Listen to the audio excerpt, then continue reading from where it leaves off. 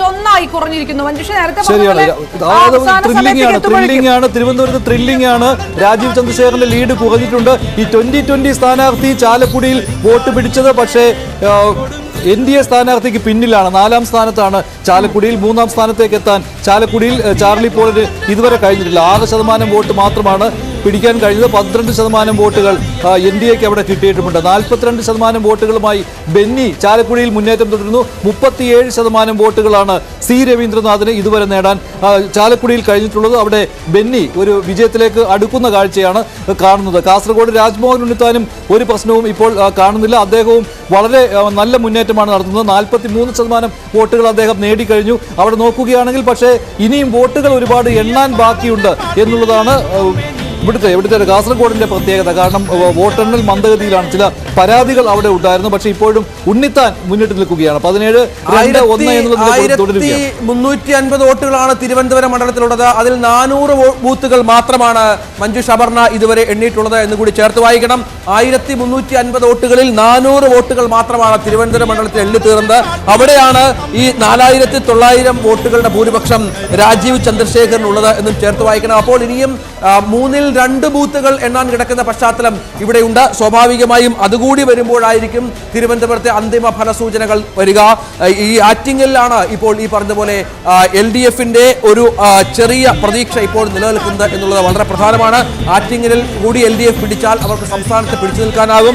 2 സീറ്റുകളാകും. അപ്പോഴും തിരുവനന്തപുരത്തും തൃശ്ശൂരും BJPയുടെ വലിയ മുന്നേറ്റം അത് ചർച്ച ചെയ്യപ്പെടുകയും ചെയ്യും. തൃശ്ശൂരിൽ സുരേഷ് ഗോപി ഏതാണ്ട് ഫലം ഉറപ്പിച്ചു കഴിഞ്ഞു. ഇൻട്രസ്റ്റിംഗ് ആയിട്ടുള്ള കാര്യം എന്ന് പറയുന്നത് കഴിഞ്ഞ തവണ സുരേഷ് ഗോപിക്ക് 28% വോട്ടുകളായിരുന്നു കിട്ടിയിരുന്നത്. അത് അദ്ദേഹം 10% ഇപ്പോഴത്തെ സ്ഥിതിയിൽ കൂട്ടിയിരിക്കുകയാണ്. ഇപ്പോൾ 38%. ഇപ്പോഴത്തെ വോട്ടെണ്ണൽ അനുസരിച്ച് 38% വോട്ടുകൾ സുരേഷ് ഗോപിക്ക്, 31% വോട്ടുകൾ VS സുനിൽകുമാറിന്, 29.8% വോട്ടുകൾ K മുരളീധരന്. ഇതാണ് തൃശ്ശൂരിലെ കണക്ക്. അതായത് ജയിച്ചു വരുമ്പോൾ കഴിഞ്ഞ തവണത്തേക്കാൾ ഒരു 10-12% വോട്ടുകൾ കൂടുതൽ നേടാൻ സുരേഷ് ഗോപിക്ക് കഴിയുമെന്നുള്ള പ്രത്യേകതയുണ്ട്. 2,93,000 വോട്ടുകളാണ് അദ്ദേഹം കഴിഞ്ഞ തവണ പിടിച്ചത്. ഇതിനകം തന്നെ 1,78,000 വോട്ടുകൾ അദ്ദേഹത്തിന്റെ കീശയിലായി കഴിഞ്ഞു.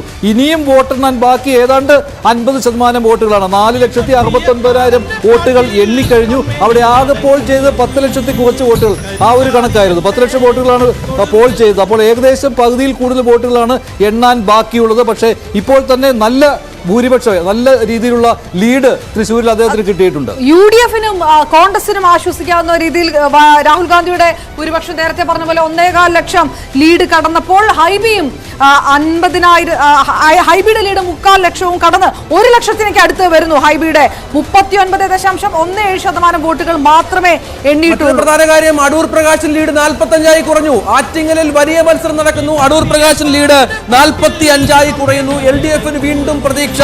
ആറ്റിങ്ങൽ മണ്ഡലത്തിൽ 45ലേക്ക് അടൂർ പ്രകാശൻ ലീഡ് കുറയുന്നു. ആറ്റിങ്ങലിൽ വലിയ രാഷ്ട്രീയ പോരാട്ടം നടക്കുന്നു. ആർക്കും എങ്ങോട്ടും തിരിയാവുന്ന തലത്തിൽ അടൂർ പ്രകാശിന്റെ ആറ്റിങ്ങൽ മണ്ഡലത്തിൽ ലീഡ് നില മാറുന്നു എന്നുള്ളതാണ്. വെറും 45 വോട്ടുകളുടെ ലീഡ് മാത്രമാണ് അടൂർ പ്രകാശിന് ഇപ്പോൾ സീറ്റിൽ മുന്നിട്ട് നിൽക്കുന്ന സാഹചര്യത്തിൽ ഇടതുപക്ഷത്തെ സംബന്ധിച്ചിടത്തോളം അതിൽ നിന്ന് കുറവ് സീറ്റ് നില വലിയ രീതിയിലുള്ള ആറ്റിങ്ങലാണ്. ആറ്റിങ്ങലിൽ ടൈറ്റ് ഫൈറ്റ് ആണ്.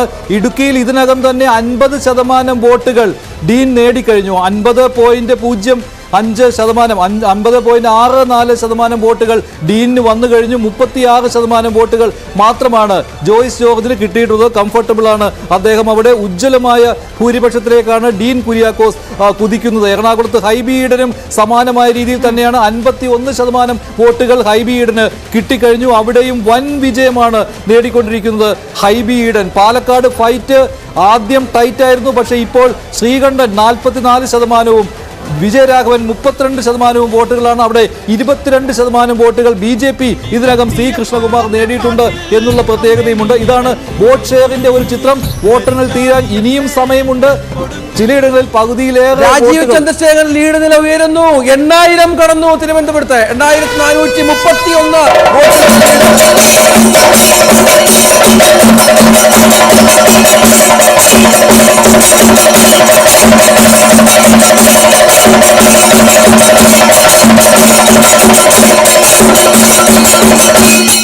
2 രാജീവ് ചന്ദ്രശേഖരന്റെ ലീഡ് 8000 കടന്നു. 37% വോട്ടുകൾ രാജീവ് ചന്ദ്രശേഖരന്, 34% വോട്ടുകൾ തരൂരിന്, 26% വോട്ടുകൾ പന്ന്യൻ രവീന്ദ്രന്. ഏറെ പിന്നോട്ട് പോയിരിക്കുകയാണ്. പക്ഷെ അത് BJP ആശങ്കപ്പെടുത്തുന്ന ഒരു ഫാക്ടറാണ്. ഈ വോട്ടുകൾ തരൂരിന് പോയിട്ടുണ്ടോ അതോ അവിടെ നിന്ന് രാജീവിന് പോൾ ചെയ്തിട്ടുണ്ടോ? ഇങ്ങനെയുള്ള അടൂർ പ്രകാശ് ലീഡ് നില ഉയർത്തി. 2994 അടൂർ പ്രകാശിന്റെ ലീഡ് നില വരുന്നു. 3000 കടക്കുന്നു. ആറ്റിങ്ങലിൽ അടൂർ പ്രകാശ് ലീഡ് നില ഉയർത്തി. ശ്രദ്ധേയമായ കാര്യമാണ്. അടൂർ പ്രകാശിന് 36%, ജോയ്ക്ക് 34% വോട്ടുകളാണ്. ഇഞ്ചോടിഞ്ച് പോരാട്ടമാണ് നടക്കുന്നത്. വി മുരളീധരന് 28% വോട്ടുകളും. ഇഞ്ചോടിഞ്ച് പോരാട്ടം നടക്കുന്നു. ആറ്റിങ്ങലിൽ ത്രികോണ മത്സരമില്ല. അടൂർ പ്രകാശും വി ജോയിയും തമ്മിലുള്ള പോരാട്ടമാണ് ആറ്റിങ്ങലിൽ നടക്കുന്നത്. അവിടെയാണ് ഇപ്പോൾ ലീഡ് നില കുറച്ചുകൂടെ കൂടിയില്ല. ഇപ്പോൾ കുറച്ചുകൂടെ കൂടിയിരിക്കുകയാണ് അടൂർ പ്രകാശിൻ്റെത്. അങ്ങനെ 17 സീറ്റുകൾ ഇപ്പോഴും ലീഡ് ചെയ്യുന്നു. UDF 2 സീറ്റുകൾ, BJP 1 സീറ്റിൽ, കോട്ടയത്ത് കേരള കോൺഗ്രസുകളുടെ തട്ടകത്തിൽ UDF-ൽ നിൽക്കുന്ന ജോസഫ് ഗ്രൂപ്പിന് ലീഡ് 30,000 കടന്നു.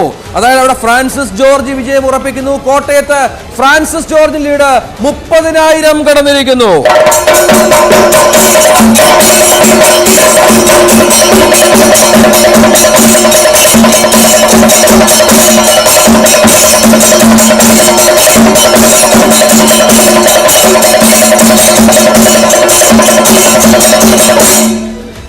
ഒരു 1,19,007 വോട്ടുകൾ UDF സ്ഥാനാർത്ഥിയായ ഫ്രാൻസിസ് ജോർജ് നേടി.